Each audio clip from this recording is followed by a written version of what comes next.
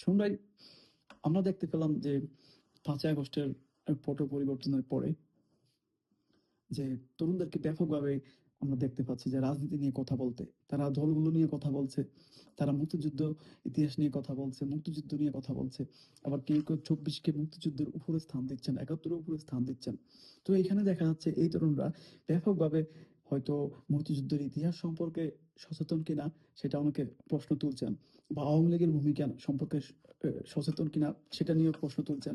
এবং বঙ্গবন্ধু শেখ মুজিবুর রহমান সম্পর্কে তাদেরকে কটূক্তি করতে দেখা যাচ্ছে, অস্বীকার করতে দেখা যাচ্ছে বা তাকে এক ধরনের মানে ইতিহাসে যেভাবে আমরা জানি এবং প্রকৃত ভূমিকা সেটা থেকে তারা অন্যভাবে জানছেন।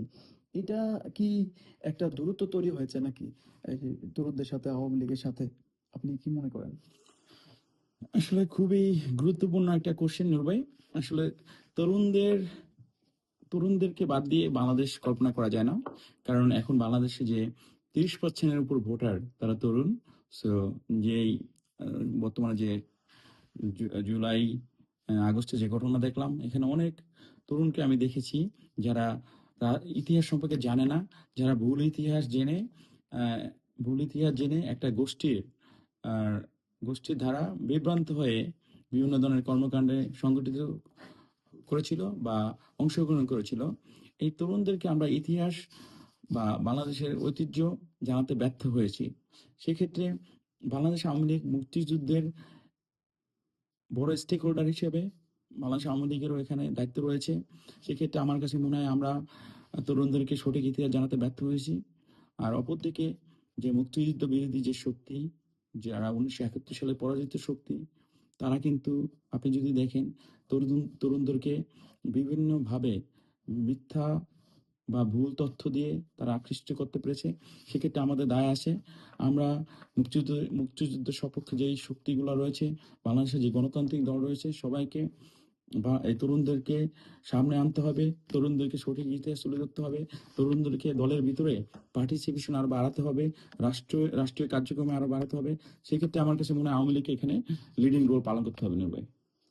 শুনবে আপনি ঠিকই বলেছেন যে আপনি কি তাহলে আপনার কথার প্রেক্ষাপটে আমি বলছি যে আপনি কি মনে করেন তাহলে তরুণদের প্রতি এক ধরনের উদাসীনতা থেকে এটা হয়েছে যে তাদেরকে রাজনীতিতে যথাযথভাবে অন্তর্ভুক্ত করা হয়নি? জি, আপনি আপনি অবশ্যই এক্ষেত্রে আমি আপনার সাথে একমত। যেটা তরুণদের ক্ষেত্রে আমি বাংলাদেশে দেখেছি, বাংলাদেশের যে রাজনীতির প্রেক্ষাপট, সেখানে তরুণদের সবসময় একটা অবজ্ঞার চোখে দেখা হয়। তরুণদের পার্টিসিপেশন খুবই কম। বাংলাদেশের যে গণতান্ত্রিক দলগুলো রয়েছে, সেখানে তরুণদের পার্টিসিপেশন আরো অনেকাংশে বাড়াতে হবে। কারণ তরুণ আপনি যদি দেখেন এই ইউকের মতো রাজনীতিতে যে কনজারভেটিভের যিনি লিডার, তিনি খুবই তরুণ বর্তমানে একজন নেতৃত্ব এসেছে। এবং আপনি যদি দেখেন ইউএসএ এর যে ভাইস প্রেসিডেন্ট নির্বাচিত হয়েছে রিসেন্টলি, সেও একজন খুবই তরুণ, ৪১ বছর বয়স তার।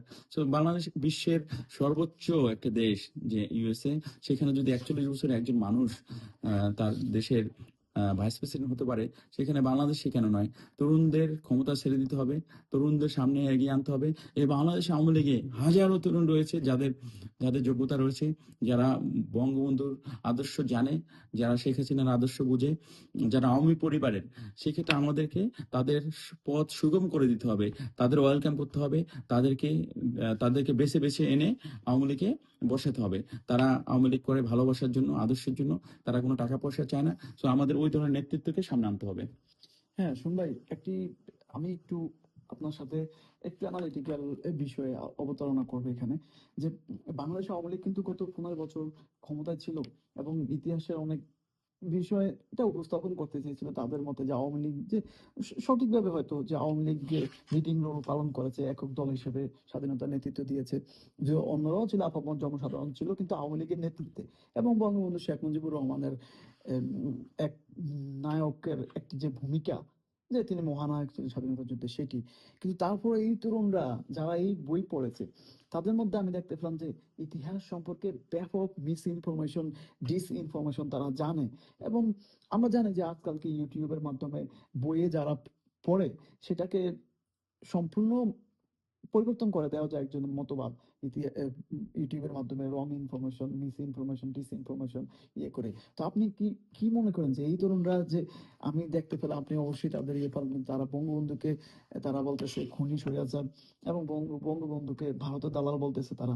এগুলা বলার মানে কি? তারা এই যে একটি গ্যাপ, যে তারা সঠিক ইতিহাস জানে না বা সঠিক ইতিহাস মূল্যায়ন করতে জানে না। যেখানে ৭ই মার্চের ভাষণ বা অন্যান্য ইতিহাস দেখলে নিরপেক্ষ দৃষ্টিকোণ থেকে বঙ্গবন্ধুর ইতিহাস সুস্পষ্ট আওয়ামী লীগের ভূমিকা এবং এখনো যেভাবে বলা হয় আওয়ামী লীগের ভূমিকাকে, তো এটা সমস্যা কোথায়? আপনি কিভাবে মনে এখানে করেন? আমাদের আসলে মেইন সমস্যা হচ্ছে তরুণদের সাথে আমাদের দূরত্ব বা গ্যাপ, তরুণদের এবং প্রকৃত শিক্ষা।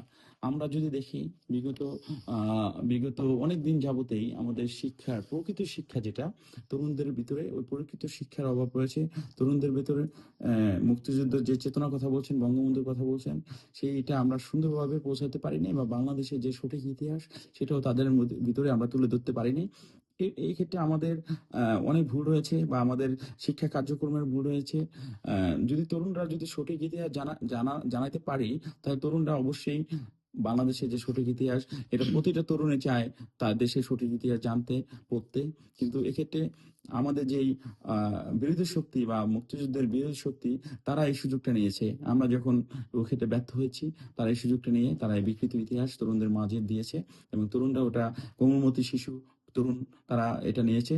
এবং আমার বিশ্বাস খুব অচিরেই তাদের মাঝে এই ভুলটা ভেঙে যাবে, যখন আমরা সঠিক ইতিহাস তাদের দিব।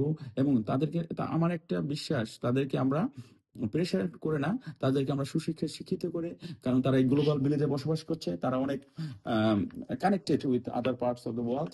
তো সেই ক্ষেত্রে তাদেরকে আমরা প্রকৃত যে অধিকারের দিতে হবে। তাদেরকে আমরা ন্যায় বিচার, সামাজিক সুবিচার যেটাই বলেন, সবকিছু তাদের নিশ্চিত করতে হবে। এবং তাহলে তারা সঠিক ইতিহাস জানবে, তাহলে তারা